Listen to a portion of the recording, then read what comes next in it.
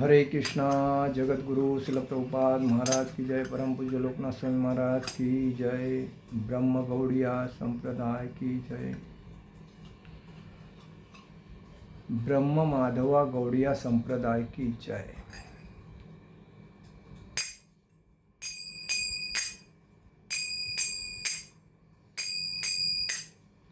जय राधा माधव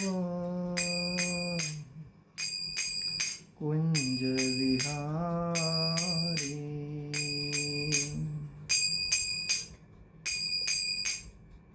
जय राधा माधव कुंज विहारी।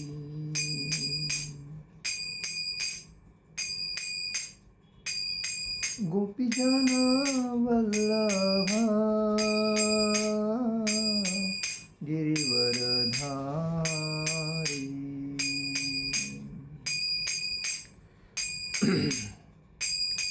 गोपीजन वल्लभा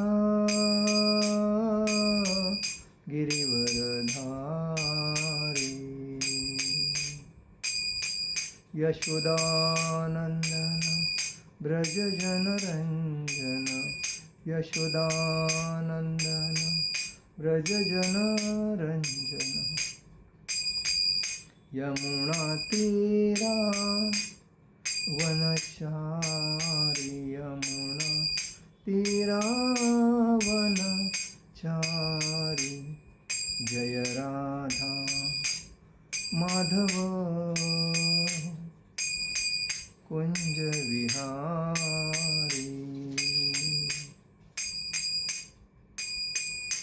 जय राधा माधव कुंज विहारी। हरे कृष्णा कृष्णा कृष्णा हरे हरे। हरे राम राम राम हरे हरे। हरे कृष्णा कृष्णा कृष्णा हरे हरे। हरे राम राम राम हरे हरे। हरे कृष्णा कृष्ण कृष्ण हरे हरे। हरे राम राम राम हरे हरे। जय ओम विष्णुपाद परमहंस परिव्राजकाचार्य अष्टोत्तर शताभय चरणारविंद भक्ति वेदांत स्वामी शिल प्रभुपाद महाराज की जय। जय ओम विष्णुपाद परमहंस परिव्राजकाचार्य अष्टोत्तर शता शिल भक्ति सिद्धांत सरस्वती ठाकुर शिल प्रभुपाद महाराज की जय। जय ओम विष्णुपाद परमहंस परिव्राजकाचार्य अष्टोत्तर शता शिल गौर किशोर जी बाबा जी महाराज की जय। जय ओम विष्णुपाद परमहंस परिव्राजकाचार्य अष्टोत्तर शता शिल भक्ति विनोद ठाकुर शिल प्रभुपाद महाराज की जय। जय ओम विष्णुपाद परमहंस परिव्राजकाचार्य अष्टोत्तर शता शिल जगन्नाथ जी बाबा जी महाराज की जय। श्री रूप सनातन भट्ट रघुनाथ श्री जीव गोपाल भट्ट दास रघुनाथ चट गोस्वामी शिल प्रभुपाद महाराज की जय। अनंत कोटि वैष्णव वृंद की जय। नामाचार्य शिल हरिदास ठाकुर की जय। प्रेम से कहो श्री कृष्ण चैतन्य प्रभु नित्यानंद श्री अद्वैत गदाधर शिवासादि गौर भक्त वृंद की जय। श्री राधा कृष्ण गोप गोपीनाथ श्याम कुंड राधा कुंड गिरि गोवर्धन की जय। मथुरा वृंदावन धाम की जय। नवदीप मायापुर धाम की जय। द्वारका धाम की जय। अयोध्या धाम की जय। बद्रीनाथ धाम की जय। रामेश्वरम धाम की जय। पूर्ण पुरुषोत्तम जगन्नाथपुरी धाम की जय। गंगा माई की जय। यमुना माई की जय। तुलसी महारानी की जय। भक्ति देवी की जय। हरिनाम संकीर्तन की जय। समवेद भक्तवृंद की जय। समवेद भक्तवृंद की जय। समवेद भक्तवृंद की जय। All glories to assembled devotee, all glories to assembled devotee, all glories to assembled devotee. Shri Shri गुरु गौरांग की जय। निताई गौर प्रेमानंदे। हरि हरि बोल। ओम नमो भगवते वासुदेवाय। ओम नमो भगवते वासुदेवाय।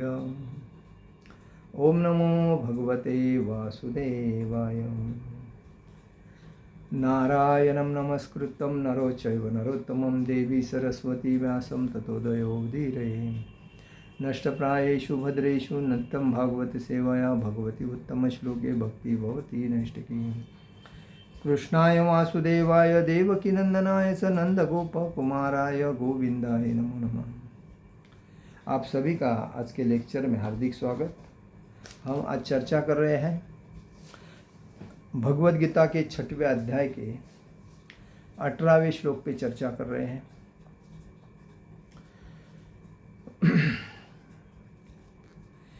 यदा विनियन्तं चित्त मात्मनेवावतिष्ठते न स्पृहं सर्वकामेभ्यो युक्त इत्युच्यते तदा। यदा विनियन्तं चित्तमात्मनेवावतिष्ठते निःस्पृह सर्वकामेभ्यो युक्त इत्युच्यते सदा तदा। यदा विनियतं चित्तमात्मनेवावतिष्ठते निःस्पृहं सर्वकामेभ्यो युक्त इत्युच्यते तदा।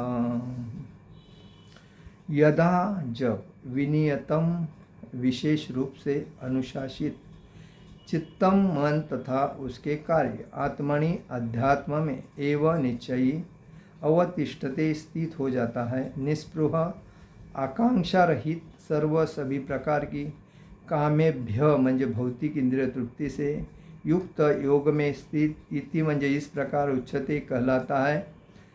तदा म्हणजे उस समय जब योगी योगाभ्यास द्वारा अपने मानसिक कार्यकलापों को वश में कर लेता है और अध्यात्म में स्थित हो जाता है, अर्थात समस्त भौतिक इच्छाओं से रहित हो जाता है, तब वह योग में सुस्थिर कहा जाता है। तात्पर्य में श्रील प्रभुपाद जी लिखते हैं, साधारण मनुष्य की तुलना में योगी के कार्यों में यह विशेषता होती है कि वह समस्त भौतिक इच्छाओं से मुक्त रहता है, जिसमें मैथुन प्रमुख है। एक पूर्ण योगी अपने मानसिक कार्यों में इतना अनुशासित होता है कि उसे कोई भी भौतिक इच्छा विचलित नहीं कर सकती। यह सिद्ध अवस्था कृष्ण भावना भावित व्यक्तियों द्वारा स्वतः प्राप्त हो जाती है, जैसा कि श्रीमद् भागवतम के 9वें स्कंद के 8वें अध्याय के 18 और 20 श्लोक में कहा गया है।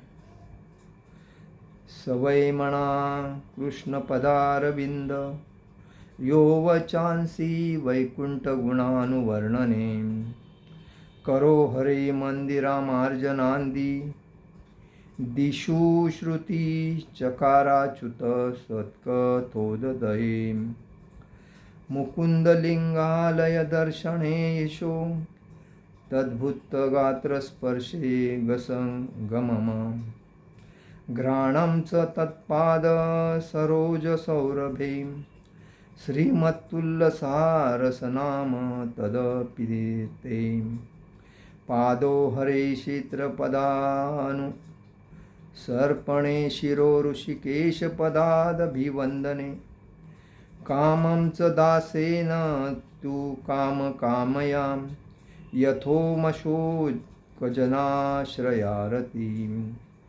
इसमें कहा गया है, राजा अम्बरीश ने सर्वप्रथम अपने मन को भगवान के चरण कमलों पर स्थिर कर दिया, फिर क्रमशः अपनी वाणी को कृष्ण के गुणानुवाद में लगाया, हाथों को भगवान के मंदिर को स्वच्छ करने में, कानों को भगवान के कार्यकलापों को सुनने में, आँखों को भगवान के दिव्य रूप का दर्शन करने, शरीर को अन्य भक्तों के शरीरों का स्पर्श करने, घ्राणेन्द्रिय को भगवान पर चढ़ाए गए कलम पुष्प की सुगंध सूंघने में, जीभ को भगवान के चरण कमलों पर चढ़ाए गए तुलसी पत्रों का स्वाद लेने, पाँवों को तीर्थ यात्रा करने तथा भगवान के मंदिर तक जाने, सिर को भगवान को प्रणाम करने तथा अपनी इच्छाओं को भगवान की इच्छा पूरी करने में लगा दिया। ये सारे दिव्य कार्य शुद्ध भक्त के सर्वथा अनुरूप है। निर्विशेषवादियों के लिए यह दिव्य अवस्था अनिवर्चनीय हो सकती है, किंतु कृष्ण भावना भावित व्यक्ति के लिए यह अत्यंत सुगम एवं व्यावहारिक है। जैसा कि महाराज अम्बरीश की वर्णित जीवनचर्या से स्पष्ट हो जाता है कि जब तक निरंतर स्मरण द्वारा भगवान के चरण कमलों में मन को स्थिर नहीं कर लिया जाता, तब तक ऐसे दिव्य कार्य व्यावहारिक नहीं बन पाते। अतः भगवान की भक्ति में इन विहित कार्यों को अर्चन करते हैं, जिसका अर्थ है समस्त इंद्रियों को भगवान की सेवा में लगाना। इंद्रियों तथा मन को कुछ न कुछ कार्य चाहिए। कोरा निग्रह व्यावहारिक नहीं है। अतः सामान्य लोगों के लिए, विशेषकर जो लोग संन्यास आश्रम में नहीं हैं, ऊपर वर्णित इंद्रियों तथा मन का दिव्य कार्य ही दिव्य सफलता की सही विधि है, जिसे भगवद गीता में युक्त कहा गया है। ओम अज्ञानतिमिरान्धस्य ज्ञानाञ्जनशलाकया चक्षुरुन्मीलितेन तस्मै श्रीगुरुवे नमः। श्रीचैतन्यमनोभीष्टं स्थापितं येन भूतले स्वयं रूपकदामयं ददाति स्वपदान्तिकं। वन्देऽहं श्रीगुरु श्रीयुतपदकमलं श्रीगुरुवैष्णवांच श्रीरूपं साग्रजातं सहगण रघुनाथामतं तं सजीवं साद्वैतं सावधूतं परिजनसहितं कृष्णचैतन्यदेवं श्रीराधाकृष्णपादान् सहगण ललिता श्रीविशाखान्वितांच। हे कृष्ण करुणा सिंधु दीनबंधु जगतपते गोपेश गोपिकाकांत राधाकांत नमस्तुते। तप्त कांचन गौरांगी राधे वृंदावनेश्वरी विशुभानुसुते देवी प्रणमामि हरिप्रिये। वाञ्छाकल्पतरुभ्यश्च कृपा सिंधु ये भवच पतितानां पावनेभ्यो वैष्णवेभ्यो नमो नमः। नमो ब्राह्मणदेवाय गो ब्राह्मणहिताय च जगद्हिताय कृष्णाय गोविन्दाय नमो नमः। गुरुवे गौरचंद्राय राधिकाय तदालिये कृष्णाय कृष्णभक्ताय तद्भक्ताय नमो नमः। नमो विष्णुपादाय कृष्णपेष्टाय भूतले श्रीमते भक्तिवेदांत स्वामिनिति नामिने। नमस्ते सारस्वते देवे गौरवाणी प्रचारणे निर्विशेष शून्यवादी पाश्चात्य देश तारणे। जय श्री कृष्ण चैतन्य प्रभु नित्यानंद श्री अद्वैत गदाधर शिवासादि गौर भक्तवृंद। हरे कृष्ण कृष्ण कृष्ण हरे हरे, हरे राम राम राम हरे हरे। आज के इस श्लोक में एक भक्त भगवान की साधना कैसा कर सकता है उसके बारे में बताया है। जो अम्बरीश महाराज एक राजा होने के बाद भी, हम लोग बोलते हैं पद प्रतिष्ठा प्रसिद्धि मिलने के बाद टाइम ही नहीं मिलता है भक्ति करने के लिए, लेकिन अम्बरीश महाराज राजा होने के बाद भी उन्होंने भक्ति को ज़्यादा महत्व दिया। वो कभी ये नहीं बोले कि मैं राजा हूँ, अम्बरीश महाराज मैं राजा हूँ, मेरे पास मैं इतना जनता का सेवा कर रहा हूँ, लेकिन मुझे टाइम नहीं मिलेगा, ऐसा कभी नहीं मिला, क्योंकि वो बचपन से ही भक्ति में तल्लीन थे। इसलिए बताया है यदा विनियतम चित्तमात्मने वावतिष्ठते निस्पृह सर्व कामेभ्यो युक्त इत्युच्यते तदा। जब योगी योगाभ्यास द्वारा अपने मानसिक कार्यकलापों को वश में कर लेता है, किसको? मानसिक मन को वश में, जो 5 इंद्रियां जो अपने मन को उत्साहित करती है, उस उत्साह को वो रोक कर अपने मन को मित्र बनाकर जब कार्य करता है तो इंद्रियां कुछ नहीं कर सकती है। तो वो ये तभी हो सकता है जब दृढ़ भक्ति में हो जाता है भक्त या व्यक्ति, तो उसके बाद मन उसका मित्र बनता है, इसलिए बताया। और अध्यात्म में स्थित हो जाता है, और मन जब कंट्रोल में आ जाता है तो वो अध्यात्म में स्थिर मन हो जाता है, अर्थात समस्त भौतिक इंद्रियों से रहित हो जाता है। मतलब जितने इंद्रिय जी अपने लालायित रहती है हर चीज़ में, इंद्रिय भोग में, तो उनको उनकी मतलब उनको कंट्रोल करता है। तो उनकी जो इच्छा है वो इच्छा साइड में हो जाती है, और प्रथम स्थान किसका आता है? भक्ति का। तो भौतिक इच्छाओं से रहित मुक्त हो जाता है, तब वह योग में सुस्थिर कहा जाता है। ये जो हमारी इंद्रिया से जब हम बाहर निकलते हैं तभी योग में भी स्थिर हो जाते हैं और भक्ति में भी दृढ़ हो जाते हैं और भक्ति में प्रगति हो जाती है, और इसीलिए होता है।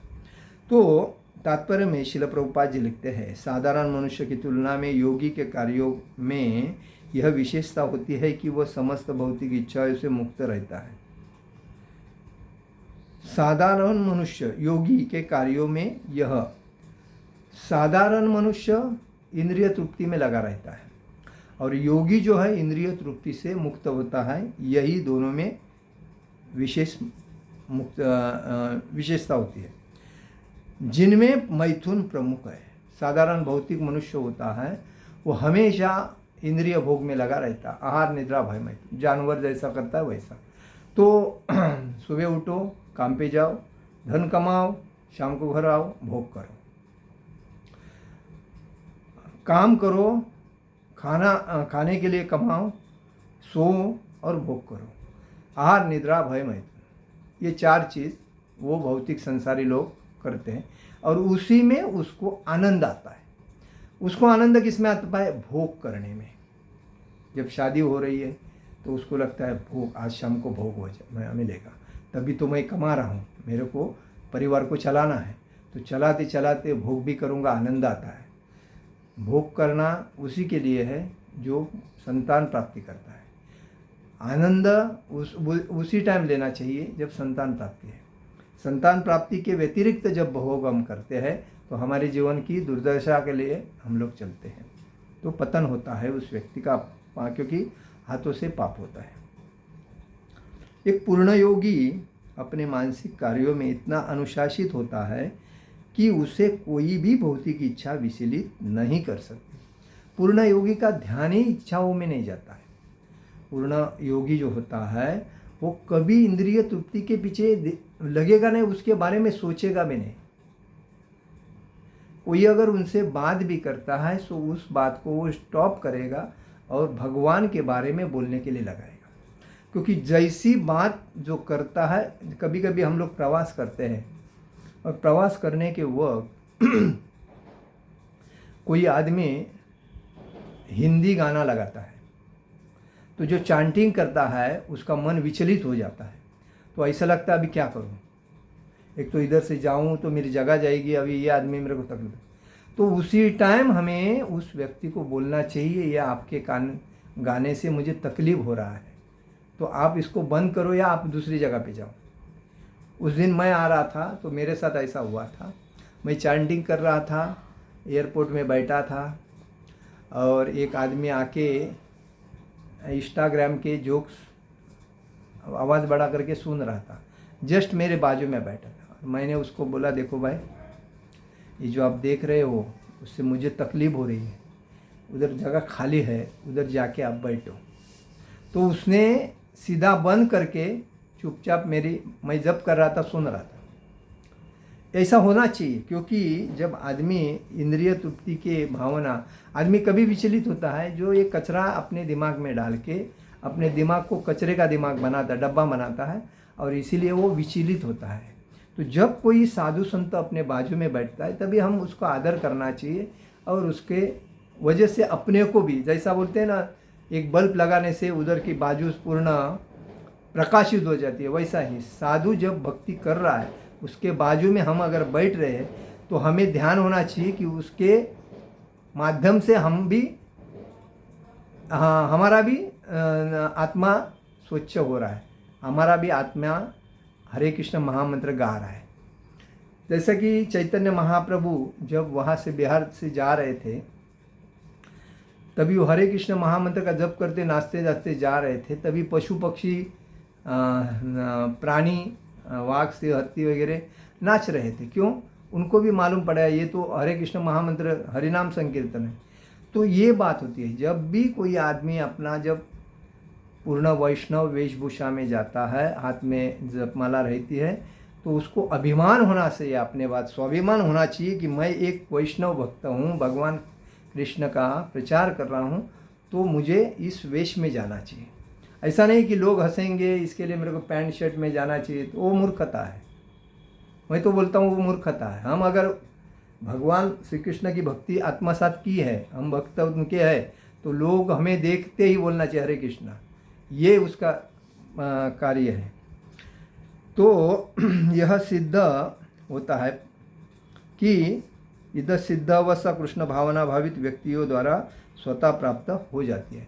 और भगवान कृष्ण के जो भक्त जब भी किसी के सामने आते हैं तो वो व्यक्ति उससे हरे कृष्णा ही बोल के बात करेगा। कितना आनंद आता है, उसके मुंह से बाकी दुनिया की गंदगी बातें चलती रहती है, लेकिन जब वैष्णव सामने आता है तो उसके मन से इतना भाव ऐसा निर्माण हो जाता है, हरे कृष्णा प्रभु जी ऐसा बोल जाता है, मतलब वो भी अटैचमेंट, लेकिन उसमें उसको कोई नहीं मिलने की वजह से वो लोगों से मिलता है। इसीलिए तो इसमें उदाहरण दिया है राजा अम्बरीश का। राजा अम्बरीश जो थे उन्होंने, वो भगवान के बहुत बड़े भक्त थे, जैसे भक्त प्रहलाद, ध्रुव महाराज और अर्जुन, ऐसे शुद्ध भक्त थे। तो मीराबाई ऐसे, तो वो भी हमेशा भगवान के नाम गुण रूप लीला में तल्लीन रहते थे हमेशा। तो ये उन्होंने क्या कैसी भक्ति की देखो।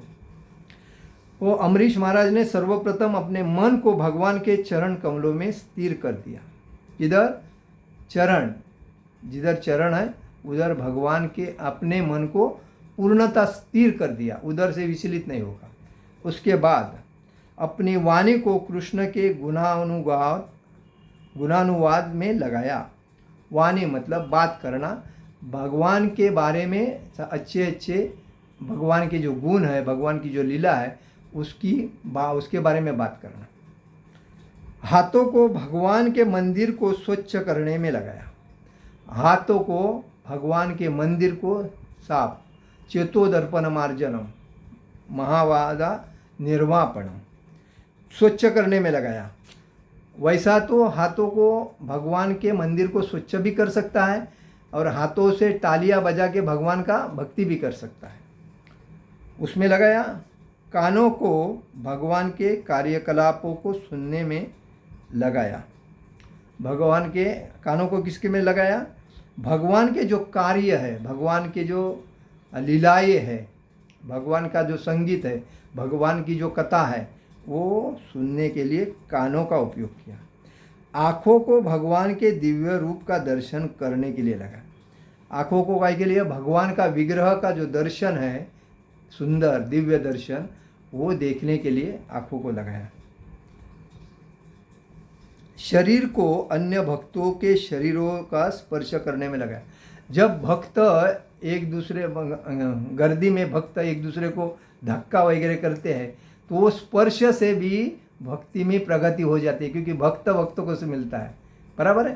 तो जैसा पानी और दूध है, तो पानी जब अलग रहता है तो पानी होता है, लेकिन जब पानी दूध के अंदर आ जाता है तो दूध भी पानी बन जाता है और पानी भी दूध बन जाता है।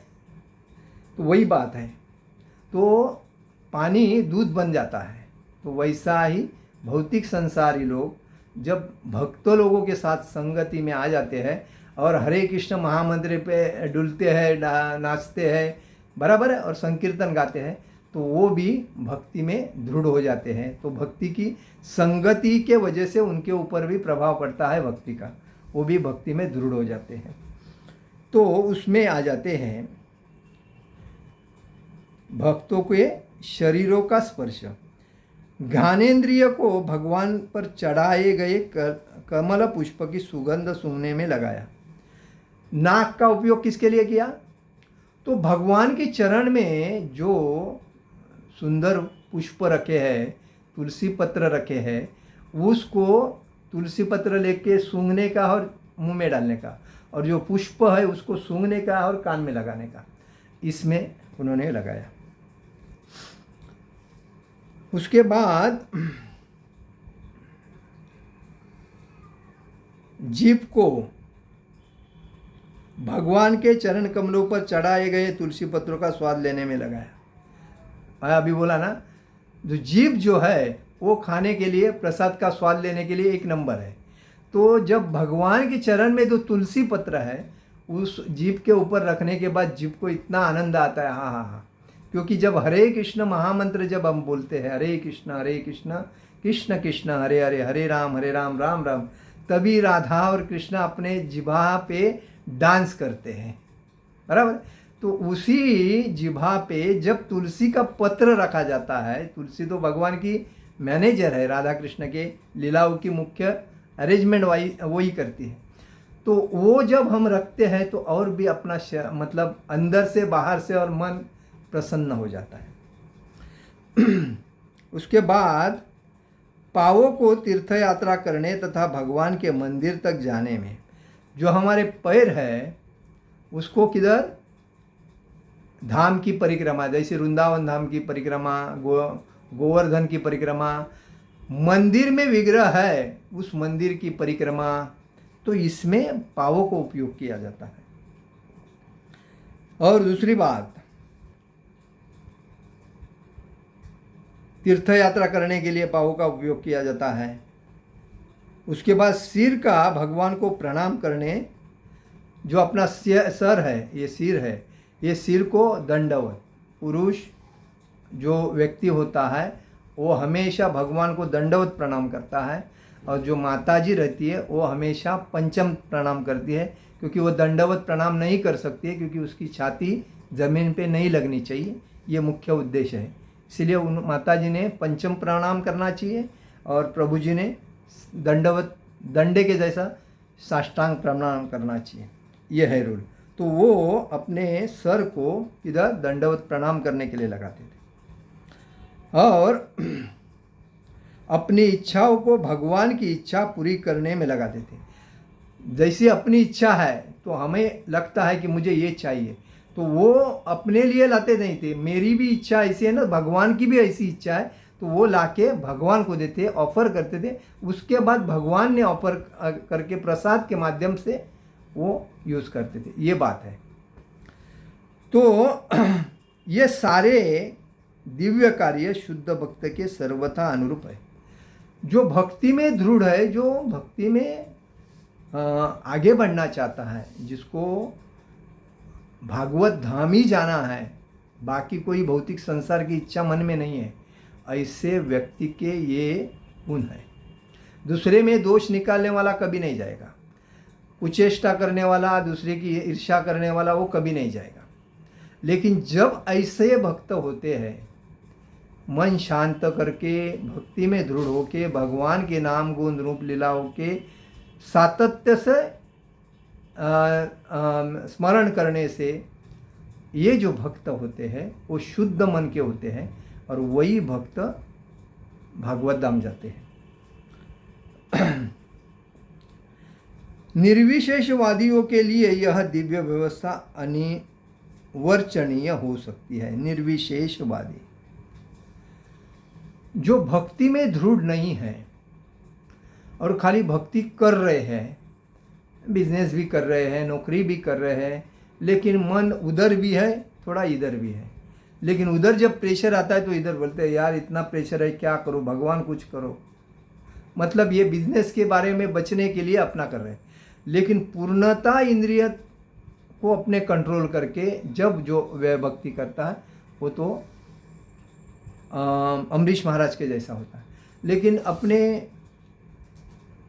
पत्नी का पेट भरना है, बच्चों का पेट भरना है, माता पिता का देखभाल करना है, घर की प्रॉपर्टी देखना है, पद प्रतिष्ठा प्रसिद्धि के पीछे लगना है, कार लेना है, बड़ा मोबाइल लेना है, उधर प्रॉपर्टी खरीदना है, ऐसे जब मन में इच्छाएं रहती है ना इंद्रिय तृप्ति की, वो आदमी कभी भक्ति में दृढ़ नहीं होगा और उससे वो शुद्ध भी भक्त नहीं हो सकता है। जब ये इच्छाएं पूर्ण साइड करेगा और पूर्णता भगवान के भक्ति में दृढ़ हो जाएगा, खाली जो मिले वो ठीक है, इच्छा कोई नहीं, मुझे यही चाहिए, मुझे वही चाहिए, मेरे ये कुछ भी नहीं, वैसा इसलिए निर्विशेषवादी बताया।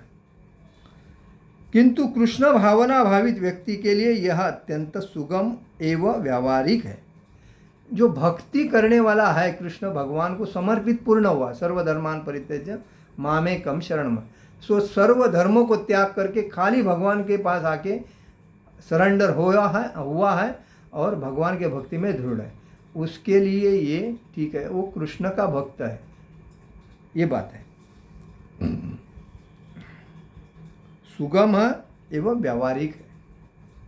जैसा कि महाराज अम्बरीश की ऊपरी वर्णित जीवनचर्या से स्पष्ट हो जाता है, जब तक निरंतर स्मरण द्वारा भगवान के चरण कमलों में मन को स्थिर नहीं कर लिया जाता, तब तक ऐसे दिव्य कार्य व्यवहारिक नहीं बन जाते। देखिए मैं अभी बोला, जब तक मन को बताया ना, जब तक निरंतर कंटिन्यूस स्मरण द्वारा हमेशा अपने मन में भगवान के बारे में बात, चरण कमलों में मन को स्थिर नहीं कर लिया जाता है। भगवान के चरण कमलों में मन को जब तक स्थिर नहीं किया जाता है, तब तक दिव्य कार्य व्यावहारिक नहीं बन जाता, मतलब तब तक वो दिव्य नहीं बन जाता, उसका जो कार्य है, उसकी जो भक्ति है, दिव्य भक्ति नहीं हो जाती है। इसलिए कर्मयोग, ज्ञान योग, अष्टांग योग ये ठीक है, लेकिन भक्ति योग यही सबसे श्रेष्ठ है।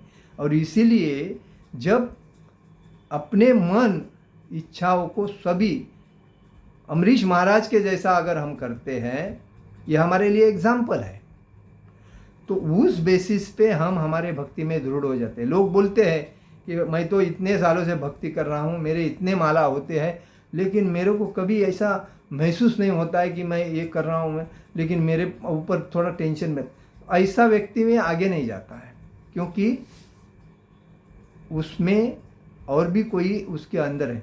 अम्बरीश महाराज ने सबका भगवान के लिए सब कुछ किया, अपने लिए कुछ नहीं किया। हम लोग क्या करते हैं, भगवान की भक्ति करते हैं लेकिन अपने लिए कुछ देखते हैं, तो स्वार्थ भावना अपनी है ना, तो अपनी स्वार्थ भावना उन्होंने नहीं रखी थी, उन्होंने सब कुछ भगवान के लिए। कोई अपनी इच्छा भी हो तो पहली भगवान की इच्छा है समझ के भगवान को अर्पित करना, उसके बाद प्रसाद ग्रहण करना, ये बात करिए।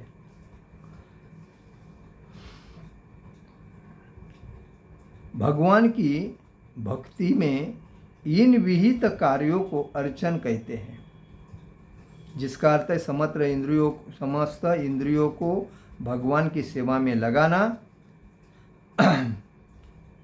मतलब यही बात है, अर्चा विग्रह, भगवान के भक्ति में समर्पित करना, अर्चना, और यही इंद्रियों को भगवान की सेवा में लगाना। और अपनी जो भी इंद्रिया है, जैसे अभी हम लोग बात किया अम्बरीश महाराज की जैसे, तो जो इंद्रिया अपनी है, जो एक्टिव होके मन को चल करती, सब भगवान के भक्ति में लगाते हैं तो वो शुद्ध बन जाती है। तो यही बात है, इंद्रियों तथा मन को कुछ ना कुछ कार्य चाहिए। हमारे मन और इंद्रियां एक्टिव तुरंत हो जाती है, तो इसीलिए उनको भगवान के भक्ति में हम लगाते हैं, कोई कार्य करने में, सेवा में, तो वो उसके अंदर दृढ़ हो जाती है। कोरा निग्रह व्यावहारिक नहीं है, मतलब कोरा मन जो रहता है वो निग्रह व्यावहारिक नहीं है, तो वैसा नहीं होना चाहिए।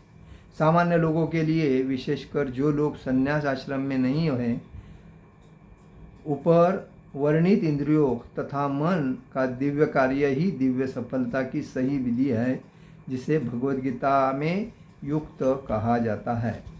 तो भगवान के भक्ति में दृढ़ होने के लिए हमें अमरीश महाराज के जैसे विचार मन में रखने चाहिए।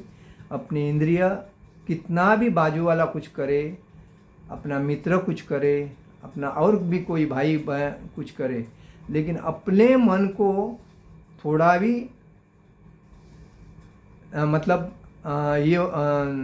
हिलाना नहीं चाहिए, दृढ़ होना चाहिए। जब दृढ़ होते हैं हम, तभी भक्ति में सरस हो जाते हैं।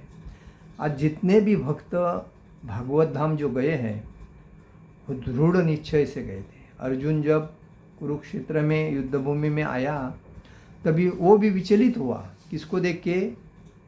कौरवों के देख के नहीं। तो उसने भीष्म पिता को देखा और द्रोणाचार्य को देखा। अरे ये तो मेरे गुरु है और इनको मैं मारूंगा तो मैं पापी बनूंगा। विचलित हो गया मन। तो भगवान ने उसको कहा मन को कंट्रोल करना चाहिए। तो भगवान ने उसको भगवद गीता समझाई। तो हर भक्त को भगवान के ऊपर दृढ़ विश्वास होना चाहिए और अपनी इंद्रिय तृप्ति की जो इच्छा है भगवान के माध्यम से ही पूर्ण हो जाती है, जब हम दृढ़ होते हैं। तो अगर इंद्रिय तृप्ति हम करेंगे ऐसा अगर सोचते हैं ना, वो कभी पॉसिबल ही नहीं है। अगर भगवान के लक्ष्मी कमाते हैं लोग, लेकिन लक्ष्मी कमा के वो टिकती किधर है? वो तो लक्ष्मी आती है, दिखती और चली जाती है। टिकनी चाहिए ना, तो टिकने के लिए कौन चाहिए? तो जब विष्णु है तो लक्ष्मी आराम से उनकी सेवा करने के लिए अपने घर में आएगी। तो विष्णु कौन है? कृष्ण है। और कृष्ण भगवान की जब भक्ति करते हैं तो लक्ष्मी तो ऑटोमेटिक आती है। अभी कितने लोग ऐसे करोड़पति हैं जिनके पास अमाप धन है, वो क्या करते हैं? उनके बिजनेस वगैरह बड़े बड़े चलते रहते हैं। वो तो विदेश में अपने अपने सनातन धर्म के मंदिर बड़े बड़े बांध के लोगों को भक्त बनाने का प्रचार करते हैं।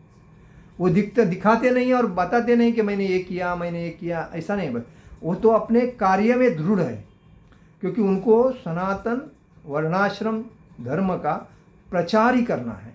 क्योंकि ये बात है, जब उनके पास भगवान आए, विष्णु आए, तो लक्ष्मी उनके पास स्थिर है। क्यों? तो उन्होंने भगवान के भक्ति में अपना धन लगाया है। और लोग बिजनेस में लगा रहे हैं, नौकरी में लगा रहे हैं, इसमें इंद्रिय तृप्ति में लगा रहे हैं।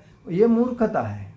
जब आपके पास लक्ष्मी आई है तो उस लक्ष्मी के विष्णु के चरण में लगाओ, कृष्ण के चरण में लगाओ, तभी वो टिकेगी, नहीं तो फिर भागेगी।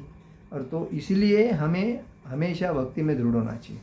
हरे कृष्ण कृष्ण कृष्ण हरे हरे, हरे राम राम राम हरे हरे। जगत गुरु शिल प्रभुपाद महाराज की जय। परम पूज्य लोकनाथ स्वामी महाराज की जय। निताय गौर प्रेमानंदे हरि हरि बोल।